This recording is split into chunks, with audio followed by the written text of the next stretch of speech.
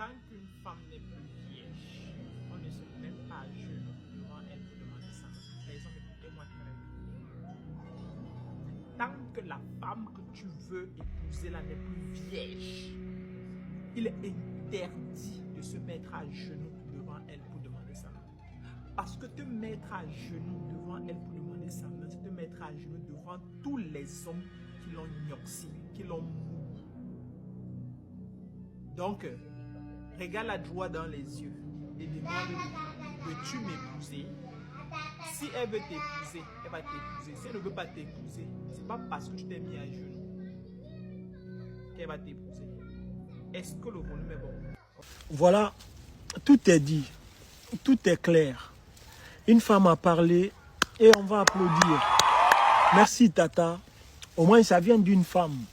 Sinon ça aurait été étonnant pour beaucoup si ça venait d'un homme. Et son explication est très limpide, on ne peut plus clair. Maintenant quand je vois certains hommes dire « Ouais, les relations sont compliquées, je préfère rester dans le célibat, je ne me marierai jamais parce que les femmes sont des problèmes. Tu t'es marié avec elle aujourd'hui, demain tu divorces. » Les gars, arrêtez de gâter le nom des femmes. Arrêtez de dire que les femmes sont des problèmes. Je ne suis pas d'accord avec vous. Parce que pour moi, le problème, c'est vous-même. Moi, je préfère dire que la femme est des deux. C'est-à-dire, elle est le problème et la solution. Un homme, dans ta vie, tu rencontres deux types de femmes. La femme à problème et la femme à solution. C'est à toi de choisir, de distinguer parmi les deux. Le problème est là. Celui qui vient vers lui, c'est lui le problème. Est-ce que le problème est venu vers toi? Non. La solution est là. Celui qui va vers la solution, il a la solution. Il a la paix. On va chercher. On cherche entre les deux. Donc, pour vous expliquer ça, je vais vous donner deux exemples. Imagine, tu as deux voitures en face de toi. La première, c'est la voiture neuve. La deuxième, c'est la voiture occasion. Et si tu dois choisir parmi les deux, ça va être quoi? Je n'ai pas besoin de répondre. On sait que pour les intelligents, c'est la voiture neuve. Parce qu'avec cette voiture, là, je vous parle de façon codée. Avec la voiture neuve, tu es le seul à monter dedans, à mettre le pied dedans. Il y a la sécurité, il n'y a pas de problème, parce que cette voiture ne connaîtra que toi.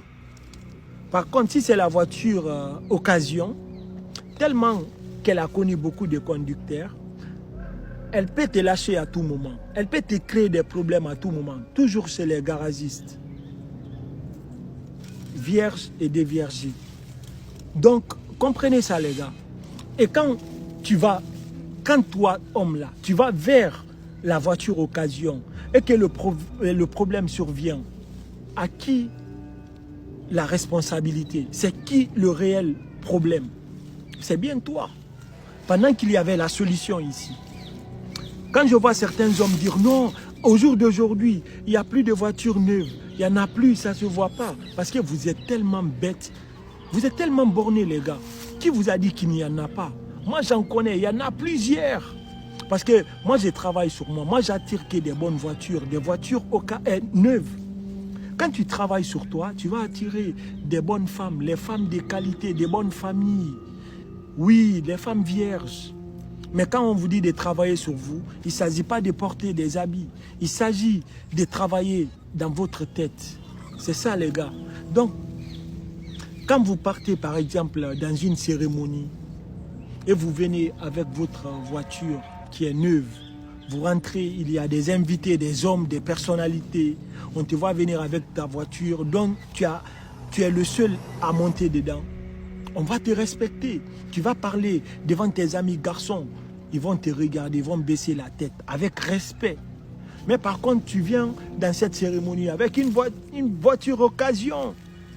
Ah, pendant que tu rentres, il y a Fodé qui soulève sa tête. Il y a Yaya qui est là-bas. Il y a Jason qui est de l'autre côté. On les interpelle. Ah, mon gars, il paraît que c'est ton ancienne voiture qui est là. Toi, tu vas parler. Qui va te respecter là-bas? Hein, les gars? Donc, tout ça là, c'est pour vous expliquer que c'est vous qui vous compliquez la vie. Moi, en soi, je n'ai pas besoin de la prière, même de la bénédiction pour avoir une bonne femme. Je parle très souvent avec un grand frère qui me dit, petit frère, que Dieu mette une bonne femme dans notre chemin. J'ai accepté la prière, mais je ne suis pas très d'accord du fait qu'il faut s'attendre à une prière. Même s'il faut tout mettre dans la prière, ok, mais on n'a pas forcément besoin de Dieu pour avoir une bonne femme. Quand on a les yeux et la tête, il n'y a pas besoin. Enlevons Dieu dans tout ça. Si c'est pour mettre Dieu dans tous nos trucs là, ok, moi demain je ne travaille pas, je vais nulle part, je vais m'asseoir, Dieu va m'amener la solution. Non, ça ne se passe pas. Il faut agir, mais dans le bon sens. Donc faites des démarches dans le bon sens, même pour ceux qui sont dans les relations à distance. Quand je vous dis les gars, stop, arrêtez tout, faites votre vie ici. Je peux aussi vous conseiller, quand il s'agit d'aller chercher une voiture neuve, là, il n'y a pas de problème. Cette voiture va venir, elle va vous servir. Vous n'aurez pas de problème. Vous n'allez pas regretter. Si c'est le cas, allez-y, allez-y, foncez dans cette relation-là. Mais par contre, si c'est une voiture occasion que vous amenez, comprenez que cette voiture occasion-là, elle a des clés un peu partout en Europe. Hein. Elle a ses anciennes clés.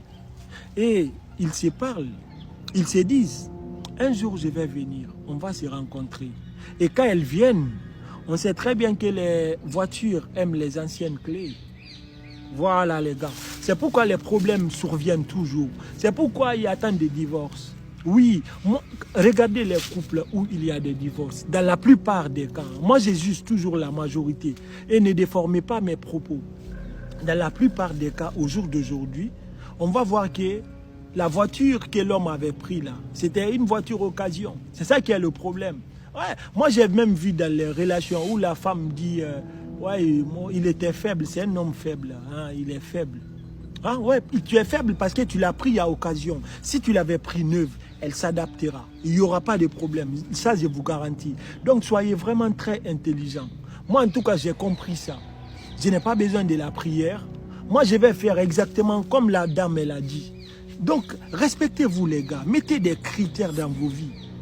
Aujourd'hui, là, une femme ne t'accepte pas dans sa vie. Tout ce que la femme demande, allez-y demander à toutes les femmes quel type d'homme tu veux. Elle veut, je veux un homme bon, respectueux qui m'aime, mais surtout un homme qui est prêt financièrement, qui a des ressources. Et quand tu vas dans sa famille, on ne te demande que ça. Actuellement, la première des choses, on ne demande même pas ta religion. On demande d'abord si tu es prêt, si tu as l'argent. Et si tu as l'argent, c'est bon, ça passe. Donc ça, c'est leur critère. Et moi, je suis d'accord avec ça. Je ferai pareil. Mais, si moi aussi, je dois avoir une femme, je dois prendre une femme pour amener dans ma maison, il faut que ça soit une voiture neuve. Oui, parce que la fierté d'un homme n'a pas de prix. La dignité. Vous, aujourd'hui, vous baratinez votre dignité pour ensuite aller vous mettre dans les problèmes et ensuite vous allez venir gâter le nom de ces femmes-là. Arrêtez, arrêtez.